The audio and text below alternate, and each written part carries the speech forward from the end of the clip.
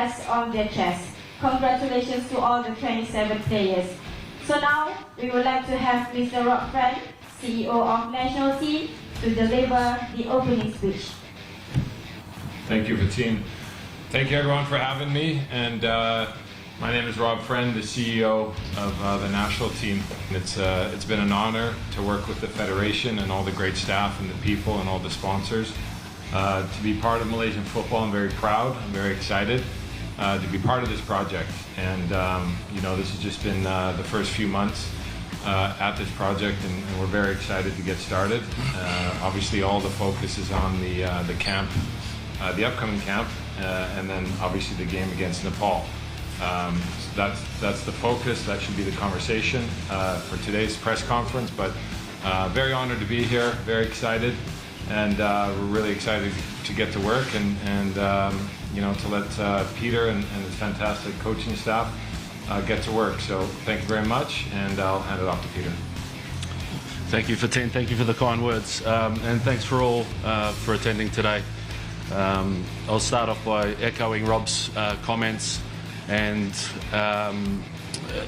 you know, firstly say how honoured and excited I am to be announcing the squad today, and you know, to be involved in a project led by His Royal Highness Crown Prince of Johor is a privilege and comes with great responsibility. Responsibility I wear on my shoulders, and it's. Yeah, I think everyone's excited and got some hope around the revolution of Malaysian football.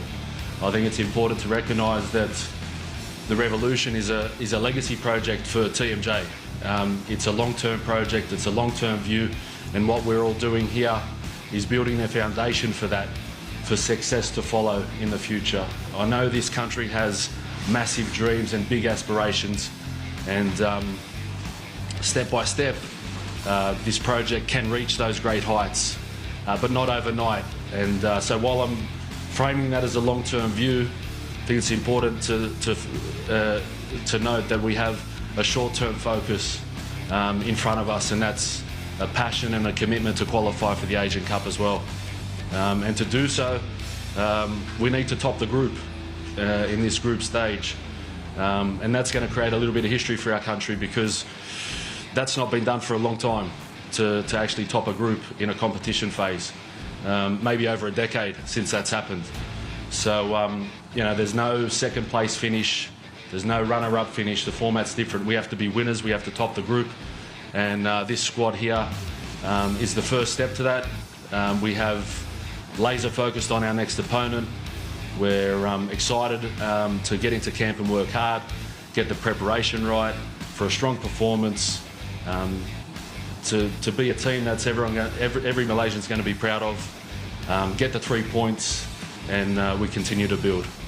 Thank you. They're all Malaysian players, and the process of the heritage players is in the final stages. I think positive news will come next week for a few players, but I wanted to say this. The heritage players, when they're announced, are Malaysian players. Yeah, whoever plays on the field are Malaysian players. Yeah, I'm selecting players that will be proud, passionate, and committed to play for Malaysia. So the heritage players, they're in final stages. My understanding, and I'm not a part of the process, but my understanding is the paperwork is the last stage in the government, and that's to be done once the players arrive. So then the national team will make an announcement at that point, and that should be next week. Players that are going to play an exciting brand of football, be positive, aggressive, and have a real commitment to a team performance. We won't rely on one player, we rely on 11 players out on the pitch, and have that strong team mentality. Myself and all my committed staff have gone to many games. We've watched every game this season on video as well, and so within that, the framework is what sort of player can come in and play an exciting brand of football, who's going to be have that positive mind to do that. And like I said, I'm excited to get into the camp, put the work in, get our preparation right, and a strong performance, a team performance to get the 3 points. My committed staff have spent time watching a lot of football, a lot of games. We've also gone to training sessions as well, because I think it's important to understand what happens on a daily basis, because our national team motto will be get better every day, and that means get better every day when we're in camp, but also when we're out of camp and players are at their respective clubs. Now, the majority of the players are playing in Malaysia in the player pool that we're looking at. So my thoughts are that Malaysian football has so much potential. It has areas to improve, yeah, and I think if we can all unite as a country, and that's the federation, the clubs, the media, the players, everybody get behind this team and push the national team forward, that can help the league also improve as well, and be connected as a big family. My thoughts on the league, the truth is that it needs to improve. I think there's a moment in time where we all know that the league can get better, and that's my opinion, but it's backed up by evidence as well. Evidence whereby if you look at the physical data or the physical output in a game, in all the leagues in Asia, Malaysia's very low. The match minutes are very low. And sometimes that can mean the product of the game is not exciting, a little bit slow, a little bit... So that's things we can control, that's things we can improve. That's going to help our players get better.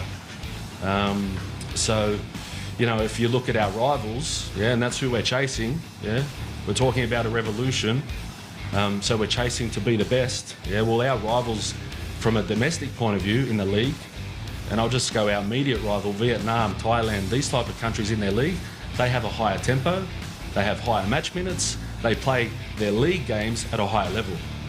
So that's something, that's a fact, that's evidence-based, and I see that in my eyes, and that's something we need to, as a country, look at, and we need to improve it. Again, looking at the profile of all the players, yeah, but he's a profile that wants to go forward. He's looking in spaces to receive and go forward. He's a positive player on the field. He's an exciting player on the field. So like him, but many others, they have that attribute that I want to bring to life, and do that as a team, not one player. We don't rely on one player, and you know, the strength of us will be 11 players being a strong team in attack, in defence, in set plays and everything. With Mickey, I spoke to Mickey last week.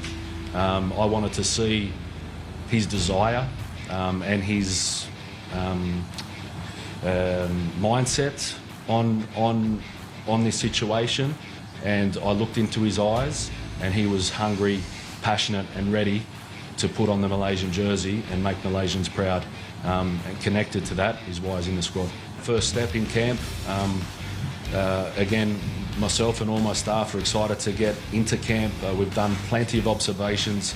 Once we're in camp and we're working as a team, we get to assess exactly where we are as a team, as a squad, and then get the job done this camp, and then look to work out how we need to take steps forward to keep improving Malaysian football. I mentioned the league. That's going to be a really big, important aspect to improve. How we can improve what we do every day out of camp will be an important aspect of our program. If we all have that mindset of get better every day, then we can take the steps forward to move Malaysian football in the right direction. My job is to really look at the big picture, look at all the different stakeholders in this country, from youth football, youth development, player pathway, pipeline, the league, the health of the league, the state of the league, because ultimately if you don't have a strong league, I think 100% of our players, or almost 100% of the players, come from the Malaysian Super League. If that's not strong, it's very difficult for the national team to be strong. I mean, that's day in, day out with the players, that's the environment they're in. So really, for me, it's looking at the big picture, setting sort of short, mid, and long-term goals. That's going to take time. That's going to take patience. You know, small steps. Really looking at, again, the challenges, and then finding solutions for those challenges. And I think to Peter's point, it's about aligning. it's aligning the fans, aligning the media, aligning the stakeholders, again, from youth football to the league, to the state league, to the health of Malaysian football. And I think right now it's in a difficult position, obviously, you know, with the state of the different stakeholders, and I think we can align everybody. To me, this country is a sleeping giant. And when His Royal Highness TMJ and again, I'm honored to, you know, to get the, let's call it, get the call from him to be part of this project. I knew right away from what he explained that this country is a sleeping giant, and I'm excited to be part of that. But again, it's going to take time, and I want to leave. And I guess I speak for Peter. I can ensure that we want to leave a legacy for the next person or the next group that takes this project. And again, that's going to take time. We need to build the foundation underneath the national team. So really, that's kind of the areas that I'm focused on. And then obviously supporting Peter and the players and the staff to have the short-term success against obviously Nepal in this camp, the upcoming June camp, and then obviously spending the time to really sort of align and to build the foundation. Thank you. Thank you.